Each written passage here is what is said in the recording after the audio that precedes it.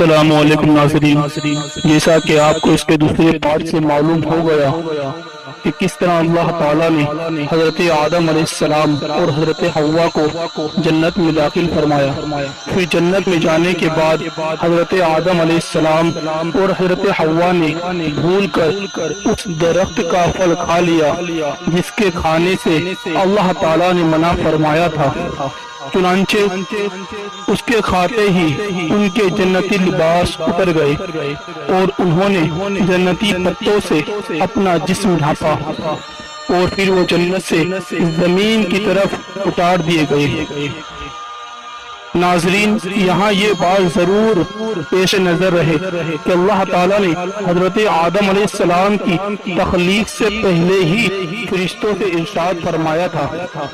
کہ بے شک میں زمین میں اپنا خلیفہ بنانے والا ہوں۔ چنانچہ معلوم ہوا کہ حضرت آدم علیہ السلام اور حضرت حوا کا جنتی درخت کا پھل کھانا کسی گناہ یا خطا کے سبب نہ تھا، بلکہ یہی مشیت الہی تھی اور یہی حکمت تھی کہ بھولے سے وہ پھل کھا جائے اور پھر انہیں اسی سبب سے زمین پر اتار دیا جائے۔ چنانچہ یہ سب امور حکمت کے تحت پورے ہوئے، لہٰذا حضرت آدم علیہ السلام کو خطا کار یا گنہگار سمجھنے والے کے اپنے دین کے لیے خطرہ ہے۔ دیکھیے، قرآن شریف میں یہ ارشاد ہوا، بے شک ہم نے اس سے پہلے آدم سے درخت کے قریب نہ جانے کا عہد لیا تو وہ بھول گئے اور ہم نے ان کا کوئی قصور نہ پایا۔ چنانچہ ثابت ہو گیا کہ حضرت آدم علیہ السلام نے بھول کر اس درخت کے پھل کو چکھا اور یہ بھول اللہ کی حکمت کے ہی سبب سے تھی۔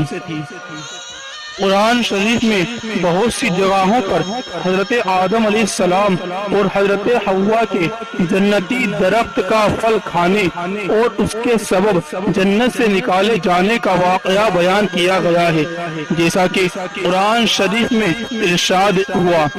اور یاد کرو جب ہم نے فرشتوں کو حکم دیا کہ آدم کو سجدہ کرو تو سب نے سجدہ کیا سوائے ابلیس کے کہ منکر ہوا اور غرور کیا اور کافر ہو گیا، اور ہم نے فرمایا اے آدم، تو اور تیری بیوی اس جنت میں رہو اور کھاؤ اس میں سے بے روک ٹوک جہاں جی چاہے، مگر اس پیڑ کے پاس نہ جانا کہ حد سے بڑھنے والوں میں سے ہو جاؤ گے۔ تو شیطان نے جنت سے انہیں لغزش دی، جہاں رہتے تھے وہاں سے انہیں الگ کر دیا اور ہم نے فرمایا نیچے اترو، آپس میں ایک تمہارا دوسرے کا دشمن اور تمہیں ایک وقت تک زمین میں ٹھہرنا ہے۔ پھر سیکھ لیے آدم نے اپنے رب سے کچھ کلمے تو اللہ تعالیٰ نے اس کی توبہ قبول کی، بے شک وہی بہت توبہ قبول کرنے والا مہربان ہے۔ ناظرین، قرآن شریف کی اس آیت سے واضح ہو گیا کہ حضرت آدم علیہ السلام اور حضرت حوا کو اللہ تعالیٰ نے ان کی آنے والی نسلوں سمیت زمین پر اترنے کا حکم فرمایا اور فرمایا کہ تمہاری اولاد بعض دوسرے بعض کی دشمن ہوگی۔ حضرت آدم علیہ السلام اور حضرت حوا کو الگ الگ زمین پر اتارا گیا۔ روایت کے مطابق حضرت آدم علیہ السلام کو سراندیپ اور حضرت حوا کو جدہ میں اتارا گیا۔ حضرت آدم علیہ السلام جنت سے اپنے ساتھ مختلف قسم کے بیج، 3 اقسام کے پھل، حجر اسود جو خانہ کعبہ میں لگا ہوا ہے، اور حضرت موسیٰ علیہ السلام کا عصا جو حضرت موسیٰ علیہ السلام کو بعد میں ملا، اور کچھ سونا چاندی، لوہے کے اوزار، کھیتی باڑی کا کچھ سامان لے کر آئے۔ حضرت آدم علیہ السلام جب دنیا میں آئے تو انہیں بہت ہی گھبراہٹ اور وحشت محسوس ہوئی۔ چنانچہ اللہ تعالیٰ کے حکم پر حضرت جبرائیل علیہ السلام نے بلند آواز سے زمین پر آ کر اذان کہی۔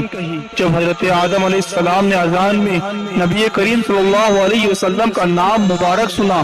تو حضرت آدم علیہ السلام کی وحشت اور گھبراہٹ دور ہو گئی۔ حضرت آدم علیہ السلام جس دن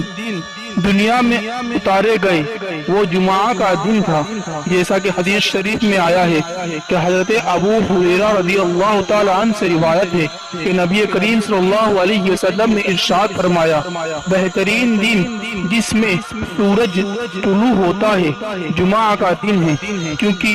इस दिन आदम अलैहिस्सलाम पैदा हुए और इसी दिन जन्नत में दाखिल हुए और इसी दिन उन्हें जन्नत से निकाला गया। सबसे पहले कपड़ा बनाने का काम हजरत आदम अलैहिस्सलाम ने किया और सबसे पहले हजरत आदम अलैहिस्सलाम ने ही चांदी से रुपए और सोने से अशरफियां बनाई। हजरत आदम अलैहिस्सलाम ने कभी कुएं का पानी नहीं पिया, बल्कि आदम अलैहिस्सलाम हमेशा बारिश का पानी पिया करते थे।